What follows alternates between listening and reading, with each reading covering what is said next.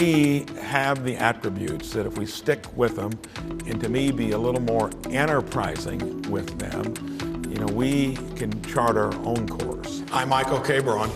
Indiana Governor Mike Braun, bullish on Indiana's economy, he shares his vision with us in an extended one-on-one interview.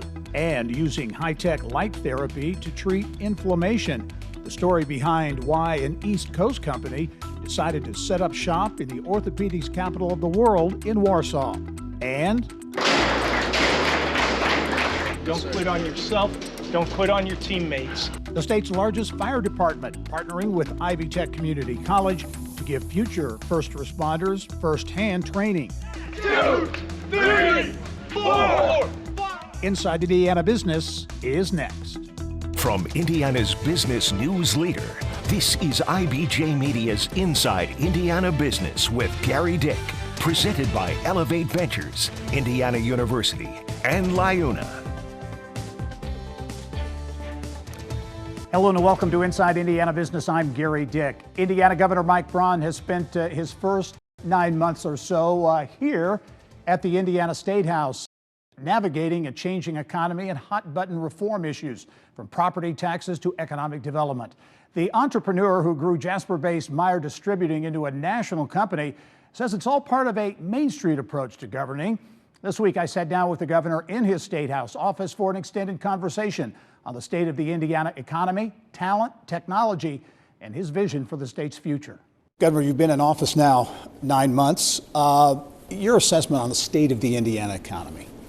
So the state of our Indiana economy was always good relative to our peer group of Midwestern states, and that's because we're an enterprising state. We got an excellent business climate. I do believe the dynamic has switched from the federal government to state governments that are going to have more meaning and input in our economies, and I think that reverberates on a national basis as well. But I think our state is in good shape, relatively low unemployment. We do have high health care costs. That is a burden on everyone. We went through the property tax discussion. That discussion led to the passage of a Braun campaign promise, major property tax reform, which will bring relief to homeowners and businesses, but likely mean less revenues for cities, towns, and school systems, now facing tough budgeting decisions. What's your message to cities who are freezing, cutting back, those types of things? Where does this go? Where does this end? Remember, your revenues are given to you by the taxpayer. Focus on productivity, how you run things better, and know in the real world that you have ups and downs, you have competitors. You've got to make sure you're actually running a business that somebody wants to buy the product. Here, find out how to do things more efficiently. They all know how to do it. You'll take a little getting used to when the revenue sources were a little less rigorous. We'll get back on track and we'll be okay, and they'll find ways to do it. The governor also made good on his promise to overhaul economic development, shifting focus to regions around the state and so-called Main Street businesses, and opening a forensic audit still underway of the Indiana Economic Development Corporation. I think the audit's going to show that we need to do things a little differently, and I think we're going to find some things that were done well. So we'll make sure going forward it's transparent, so you're not getting the benefit of the doubt, and look for what was working well and then weave in some new stuff to do. And again, keep in mind small business, regional development, and our existing businesses, as opposed to just trying to lure new businesses into the state. We're going to try to do all three well.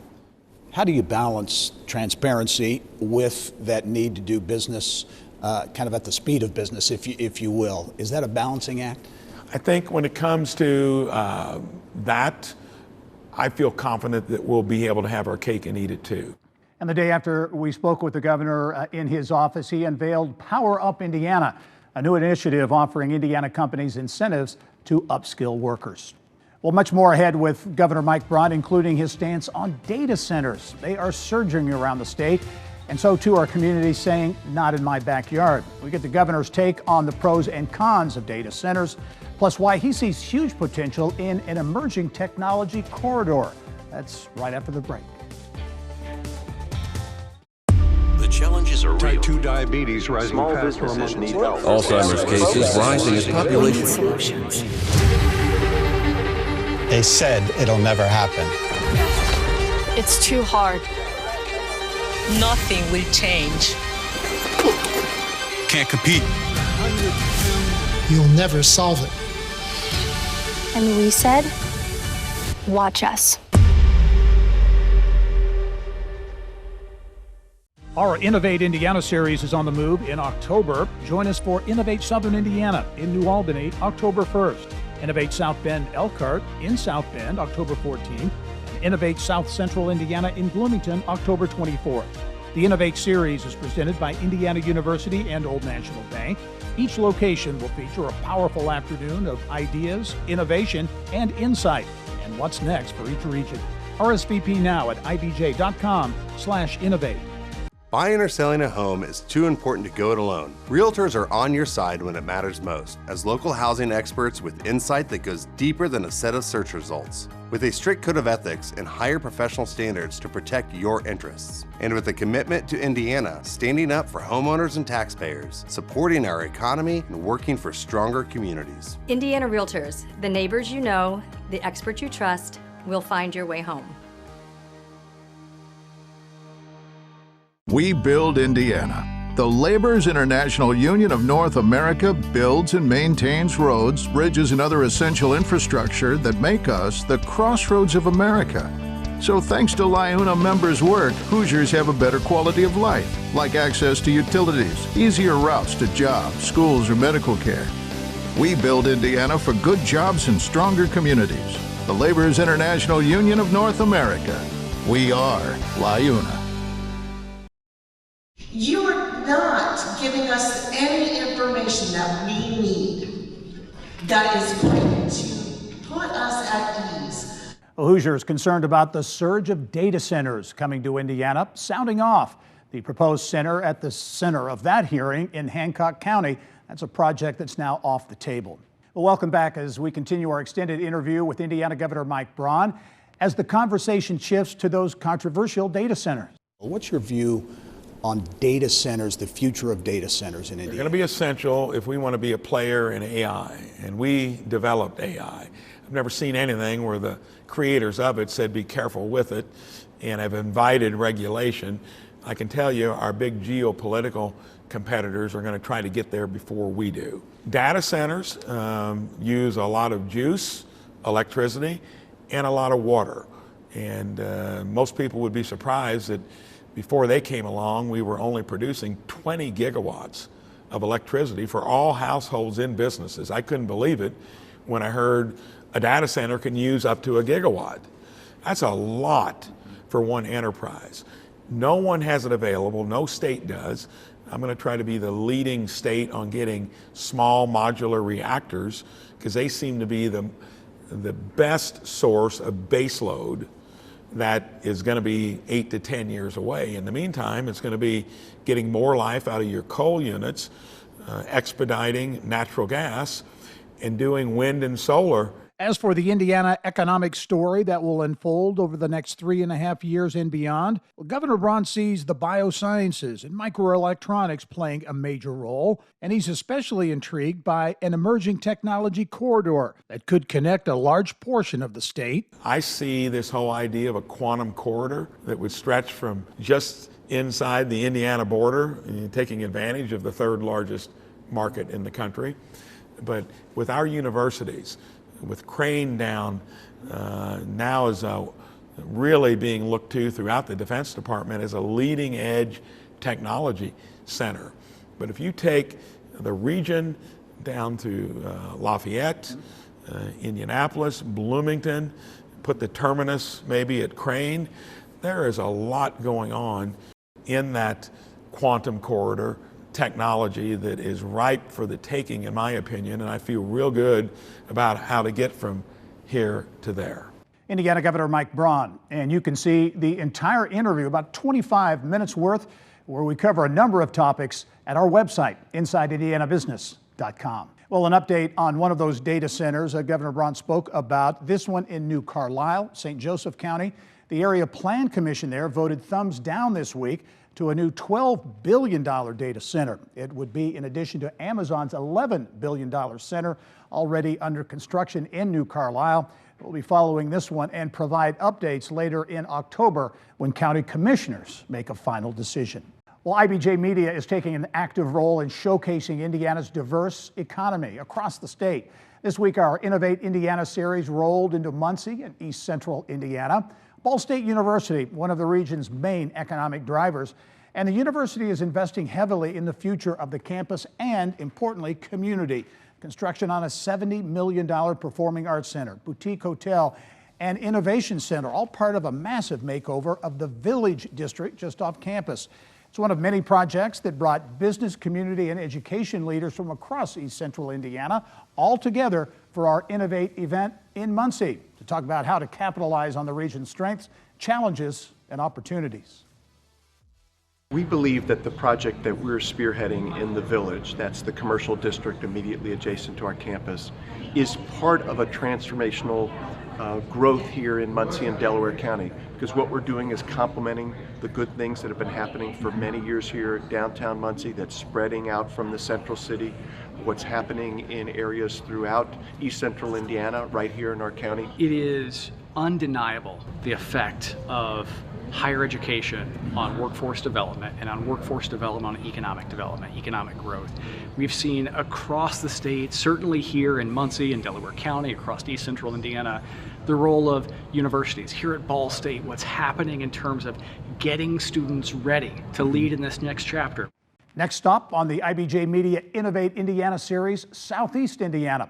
We'll be in New Albany October 1st. If you're interested in checking it out, go to IBJ.com and click on the Events tab.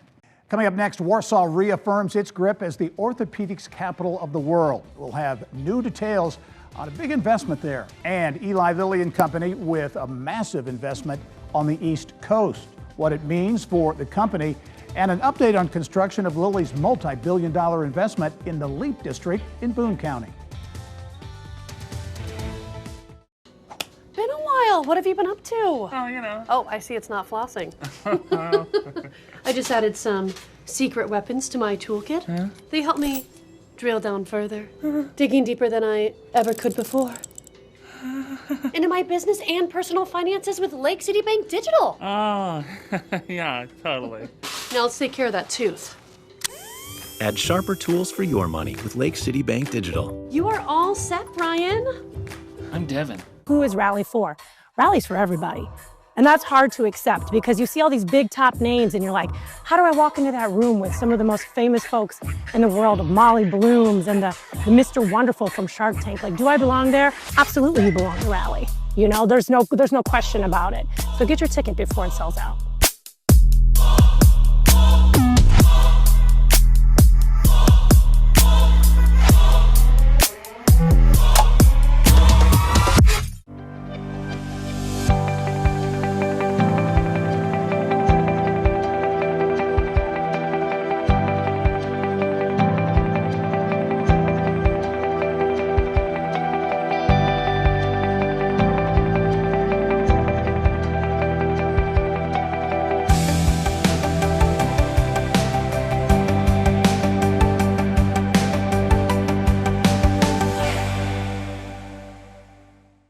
Well, we're seeing a little East Coast shuffle in this week's Business of Health. Eli Lilly and Company making a massive investment in Virginia, and an East Coast company bringing its corporate headquarters to northern Indiana.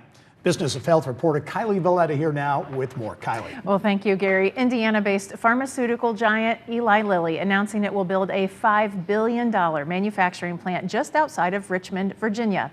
It's part of the plan Lilly announced earlier this year to build 4 new U.S. manufacturing sites to reshore drug production.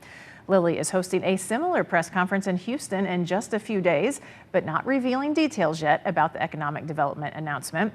Lilly's growth plan also unfolding here in its home state. Construction is underway at the LEAP Research and Innovation District, where Lilly is spending $13 billion to build new manufacturing sites. The plans in Lebanon include the Lilly Medicine Foundry, which will focus on drug development and is set to open late 2027. Full-scale operations at LEAP are expected to scale up in 2028. An East Coast company is bringing its corporate headquarters to the orthopedic capital of the world, as well as a new treatment option for patients. Ortholaser has 17 clinics in the U.S. and opened its newest center in Warsaw just days ago. The company uses high-intensity light therapy to decrease inflammation and ease pain and is the first laser treatment option in Warsaw. The company was founded by a sports medicine surgeon in Boston who lost 3 young patients to drug overdoses. Ortholaser says he became the first orthopedic surgeon in the U.S. to avoid opioid pain medications. Ortholaser says it has an exclusive agreement to use an FDA-cleared robotic laser, which increases blood flow. And that increased blood flow also helps post-surgical wounds heal faster as well. So very simply said, the body likes light. We like vitamin D, don't we? We love going out into the sunshine, and vitamin D is good for our physical bodies. We really are able to bring a therapy at the cellular level. Patients are looking for an alternative. Equally so, physicians are looking for ways in which there's alternative revenue streams. Their reimbursements are declining. So as entrepreneurially driven, and we like to say we look for orthopreneurs, orthopedic surgeons that are really entrepreneurial by nature. Meyer says relocating the company's headquarters to Warsaw is a strategic move because many of its centers are partnerships with orthopedic surgeons. Indianapolis-based health tech startup Geo has landed a major dose of funding to the tune of $30 million. Geo provides a software platform for home care agencies that helps with billing, staff scheduling, and other business operations. Geo says it's doubled its revenue each of the past 3 years, and plans are underway to expand to more states. And a homegrown Hoosier company is expanding again. Hopebridge, which provides autism treatment services, will open 3 new locations in Indiana this fall. Hopebridge has nearly 100 therapy centers in the U.S., and it all started with a single center in Kokomo 20 years ago when a Hoosier entrepreneur saw a need in her community. And this growth spurt will open 1 additional center in Fort Wayne and another Indianapolis location. The 3rd new center is in Maryville, where the clinic is relocating to a new building. Back to Ortholaser, big win, Yes. Another win for the orthopedics capital. This is their first location in Indiana. Right. Could there be more? They have a very aggressive growth plan, and he says definitely there will be more locations in Indiana. And this is interesting. He says they're in talks, very encouraging talks, with a large orthopedic practice in Indiana that may be partnering with them. And they're saying, not just in Indiana, but U.S., hundreds of clinics by 2030. Wow. Yeah. Stay tuned, right? That's right. All right. Thanks, Kylie. Here's what's making news around Indiana. Brought to you by the Indiana Association of Realtors. Indiana's 21,000 realtors. The neighbors you know, the experts you can count on. We begin this week in Northwest Indiana, where a Japan-based company is doubling down on investing in Indiana. When it comes to Daifuku, we offer a total solution from consulting to engineering to project management to software to equipment. Daifuku Intralogistics America are preparing to open a massive new expansion to its facility in Hobart. The addition nearly doubles the size of Daifuku's current plant there, which employs nearly 450 people, with that number expected to double over the next few years. The city of Evansville shifting to a plan to build a new groundwater treatment plant instead of building an entirely new water treatment facility, one that would have sourced water exclusively from the Ohio River. City leaders say the new project will save taxpayers up to $200 million. Plans to house immigration detainees at the Miami Correctional Facility in north central Indiana will come at a price. The Indiana Department of Correction getting $16 million in state money to prepare that facility. Last month, the Trump administration announced it would partner with Indiana to house 1,000 ICE detainees at Miami Correctional, which is on the campus of the Grissom Air Reserve Base. Indianapolis-based Corteva Agriscience continues to consider splitting its seed and pesticide businesses into separate companies. That according to reporting from the Wall Street Journal. The newspaper says Corteva could disclose its plans soon. Corteva reported $17 billion in sales last year and employs about 1,500 people at its corporate campus on Indianapolis's northwest side. Well, there's a statewide effort underway to connect farmers with nearby schools, restaurants, and other places that serve food. FarmWise allows value chain professionals to talk with buyers and create opportunities for farm fresh foods to reach their tables. The program is part of Indiana University's Environmental Resilience Institute. We want farmers to remain viable or to become viable. We want wholesale markets to be accessible. We want them to have relationships and be a part of their communities where they live and grow and where their kids go to school. The program is already helping businesses like Lee's Edible Acres in North Liberty. As they're preparing for the next growing season, owner Ryan Lee is talking with wholesale buyers about their needs, and he's focused on building relationships. Well, Fort Wayne-based Sweetwater is preparing to crank up the volume on its second annual Guitar Fest.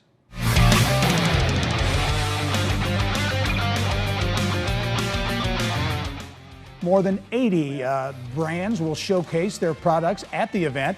Thousands of visitors expected to enjoy the festivities, including musical performances, a look at new products, and a Rock and Roll Hall of Fame guitar display. They're traveling from different parts of the country and certainly even different parts of the world to come to this event. And for them to get gathered here, I think creates a really special feeling, and we get to experience that, which is really a lot of fun for us. Sweetwater says it expects to sell around 325,000 guitars this year. That's a big number. The Guitar Fest is a free event, and it's happening September 27th. Also in Fort Wayne, a new place to call home as the first residents have moved into the Elix. It is a mixed-use residential development in the heart of the Electric Works Innovation Campus in downtown Fort Wayne. The first phase of the rebirth of the former GE manufacturing complex opened in 2023 after a $300 million renovation. Well, when we come back, training the next generation of first responders. Repeat your traffic.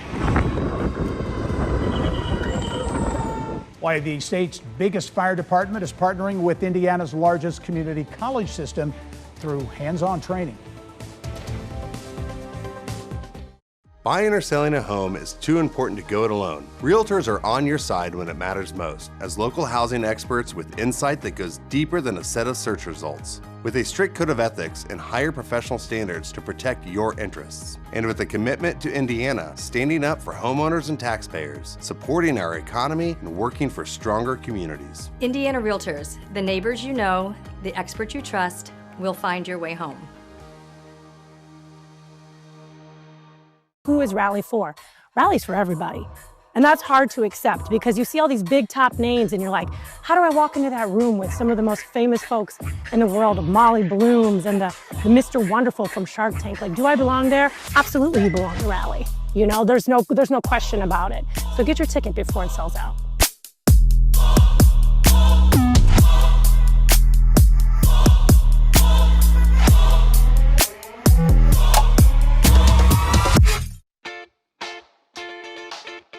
Education doesn't stop when you graduate, or when you land your first job, or when you get your first promotion.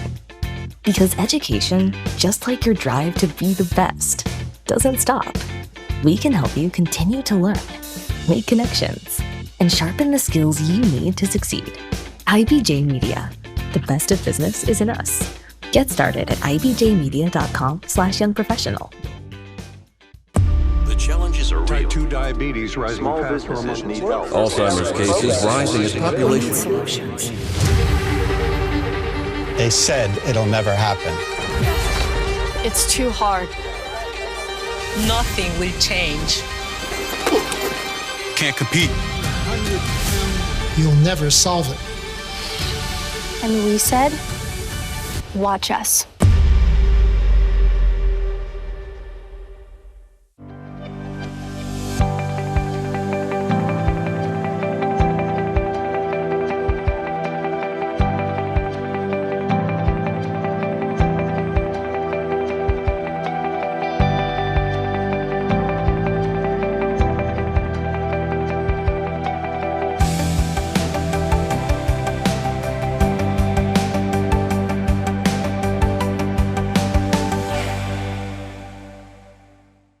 Time now for our Eye on Education, brought to you by PNC Bank.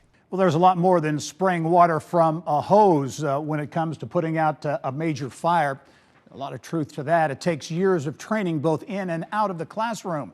Students at IvyTech Community College are now able to do some of that training on upgraded equipment. Down, up. From the ground Down, up. to the training tower. Don't quit on yourself. Don't quit on your teammates. Ever. Students in IvyTech's Homeland Security and Public Safety program are preparing for their future careers. Let's give them a big hug. IvyTech launched the program in 1995. And the fire trucks they use for training need to be replaced. The Indianapolis Fire Department answered the call by donating 2 fire engines and other equipment. The partnership between IvyTech and IFD has been a long tradition within our department.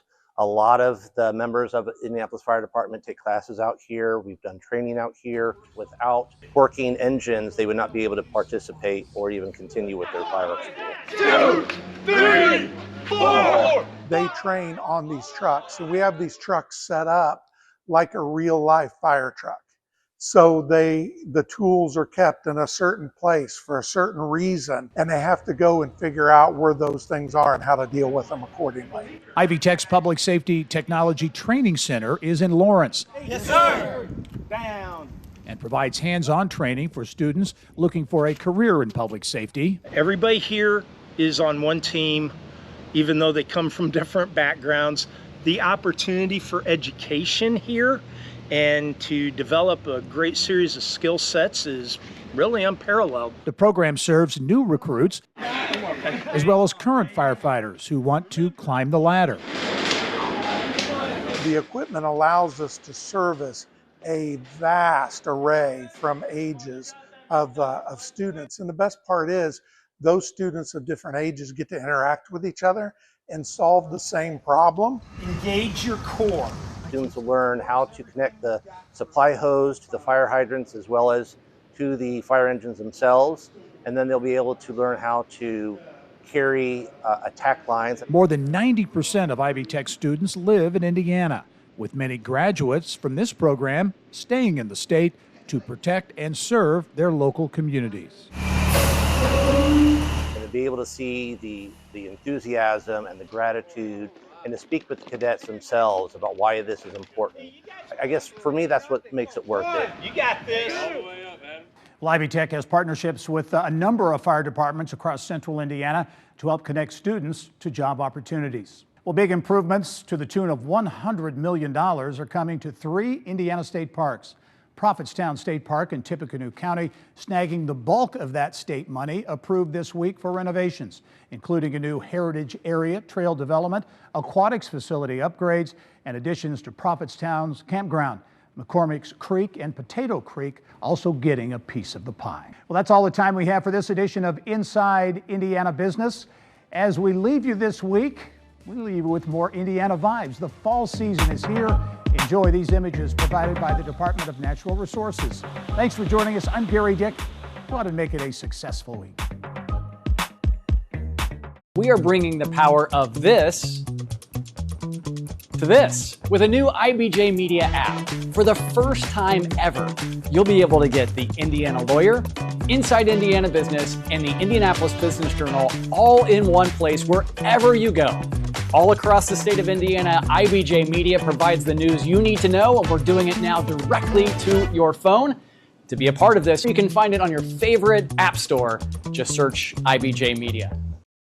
We build Indiana. The Laborers International Union of North America builds and maintains roads, bridges, and other essential infrastructure that make us the crossroads of America.